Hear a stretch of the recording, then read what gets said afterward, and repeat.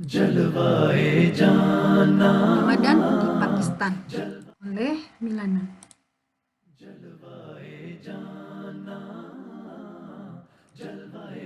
Ramzan Mubarak, itu kata orang Pakistan di sini.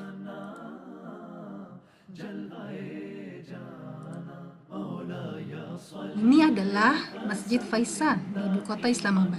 Indah bukan? Sebelum memulai sharing Ramadan di negeri Jinnah, saya ingin mengutip dua dalil yang menguatkan keinginan saya untuk berbagi pengalaman hari ini. Yang pertama adalah di surah Al-Baqarah ayat 183. Islam agama universal, menjadikan kewajiban puasa tidak mengenal dimensi waktu dan ruang. Mukmin di berbagai penjuru dunia, timur, barat, utara, selatan, berpuasa di waktu yang telah ditentukan, entah musim summer, autumn, winter, spring, bahkan musim pandemik seperti saat ini. Yang kedua, surah Al-Baqarah, surah Al-Hujurat ayat 13. Muslim memiliki keunikan dengan berbagai latar belakang, wilayah, ras, budaya, kulit, bahasa, dan lain-lain. Allah menciptakan umat manusia berbeda-beda agar saling mengenal. Yuk lanjut. Beberapa fakta latar belakang. Ini adalah peta Pakistan. Pakistan terletak di wilayah Asia Selatan, di anak benua India. Yang pertama, Muslim di Pakistan menempati urutan kedua terbanyak setelah Indonesia. Berdasarkan sumber Wikipedia, populasi Pakistan kurang lebih 212 juta dengan 97%-nya Muslim. Yang kedua, ideologi negara adalah Islam. Pakistan is Islamic State. Islam masuk sejak tahun 700-an oleh Muhammad bin Qasim. Yang ketiga, budaya Persia, Arab, Turkis, dan juga Hindu turut mewarnai kebudayaan Pakistan. Fakta berikutnya adalah mayoritas Muslim Pakistan adalah Sunni bermazhab Hanafi. Beberapa istilah yang digunakan di Pakistan yaitu Ramzan atau Ramadan, Sahri, Sahur, Iftar, Roza atau puasa, dan Rad, bulan baru, Maulwi, dan lain-lain. Durasi puasa tergantung musim dan bulan, antara 14 hingga 17 jam. Oke, mari masuk ke pembahasan inti. Dengan latar belakang seperti itu, bagaimanakah Muslim di Pakistan menjalani ibadah Ramadan? Sebelum Ramadan, hilal dan mensaiti. Penetapan awal dan akhir bulan waktu puasa sering menimbulkan kontroversi. Di wilayah bagian barat Pakistan dan timur sering berbeda ketetapannya, bisa berselisih 1 hingga 2 hari. Komite yang menetapkan dinamakan Ruyat Hilal Committee. Begitu keputusan awal waktu puasa dikeluarkan, maka akan ada pengumuman dan sirine atau alarm dari masjid. Di beberapa wilayah, mereka akan merayakannya dengan menembakkan beberapa tembakan ke udara. Selama Ramadan, aktivitas harian. Kegiatan berjalan seperti biasa, seperti sekolah, perkantoran, dan lain-lain. Tapi dengan kebijakan khusus, misalnya jam operasi kerja dan sekolah dipendekkan durasinya. Bank dan institusi pemerintah biasanya buka pukul 8 atau 8.30, lalu tutup pukul 2.30 atau 3 sore. Secara umum, produktivitas nasional berkurang hingga 30%. Restoran dan rumah makan tutup di siang hari. Makan di depan umum termasuk perbuatan ilegal. Kegiatan syiar dakwah juga marak, seperti daurah, talim Quran, dan lain-lain. Sahri. 2 jam sebelum waktu imsyak, Maulwi mula menyalakan sirene, memanggil lewat pengeras suara. Wahai orang yang berpuasa, bangunlah. Wahai kaum perempuan, bangun, segera siapkan sahur. Menu sahri yang standar adalah roti paratha, telur dadar, chai, teh susu, lassi, atau yogurt yang diajarkan, kurma, salad buah, dan sayur. Pada akhir sahur, di beberapa tempat, Maulwi mengingatkan waktu yang akan habis dengan berbagai cara, seperti tinggal 15 menit lagi, tinggal 5 menit lagi, tinggal 2 menit lagi, dan lain-lain. Sehingga ketika tiba waktu imsyak, alarm atau sirene dan Grand Canon Fire akan dibunyikan sebelum azan subuh. Maka officially puasa dimulai. Iftari. Menjelang iftar, aneka food street mulai ramai menjajakan makanan. Hotel dan restoran berlomba menawarkan paket iftar yang kompetitif. Menu iftar yang standar di tiap keluarga adalah untuk tajil air putih, kurma, buhafza, sirup aroma mawar yang disediakan dengan lemon atau juga dengan susu, salad buah, opore, yaitu semacam bakwan, tapi menggunakan basin gram atau flour, dan samosa.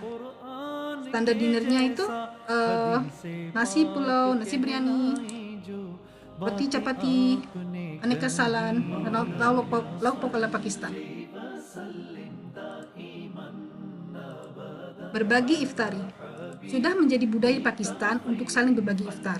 Sesama tetangga saling mengirimkan makanan, dan juga banyak orang menyediakan makanan gratis di pinggir jalan, dan lain-lain.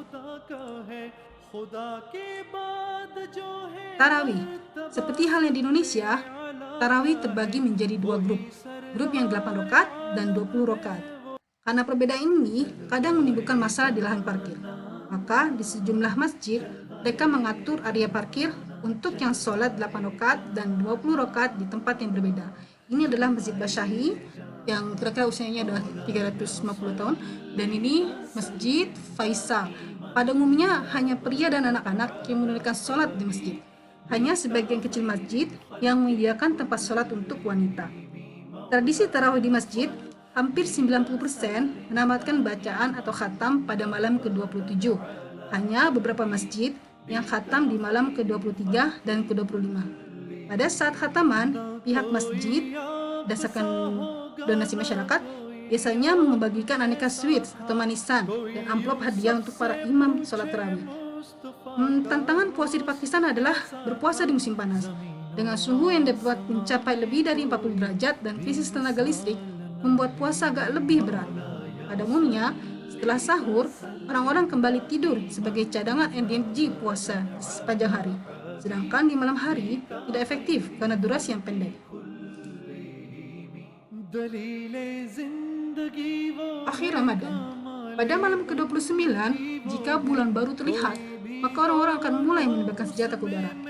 Tradisi Chandra, malam bulan baru Syawal, biasanya pasar akan ramai. Nah, sini kita lihat ya, orang-orang sibuk mulai belanja pakaian baru, bangles, sepatu, sendal, dan lain-lain. Dan ini adalah sweets. Dan ini pada saat wanita mulai menghias tangannya dengan hinna mandi.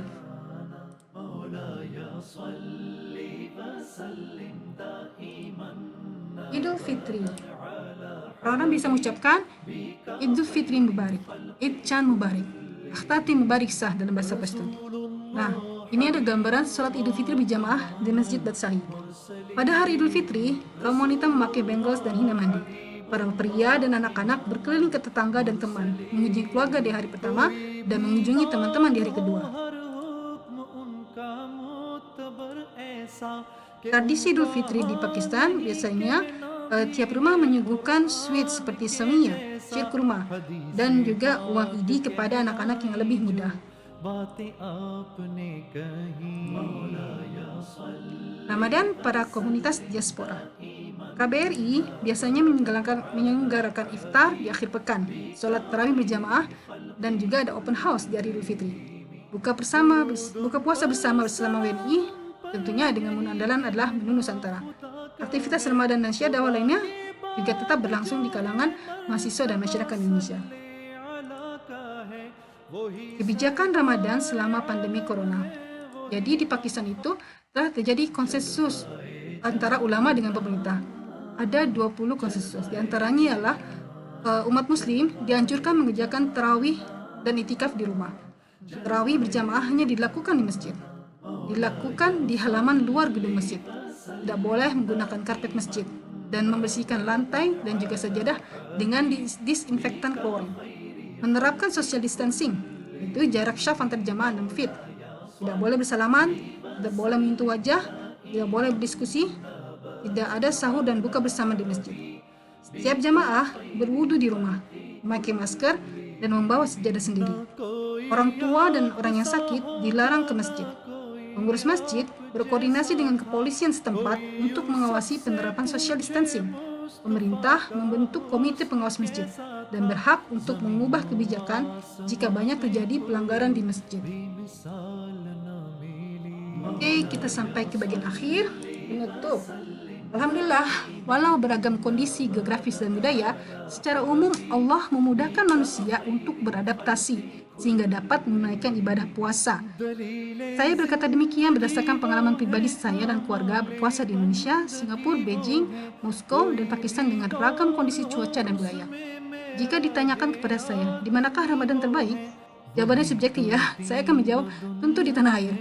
Karena itu, teman-teman di tanah air agar dapat mensyukuri apapun yang kita miliki di sana. Wallahu alam. Thank you for watching. जलवाए जाना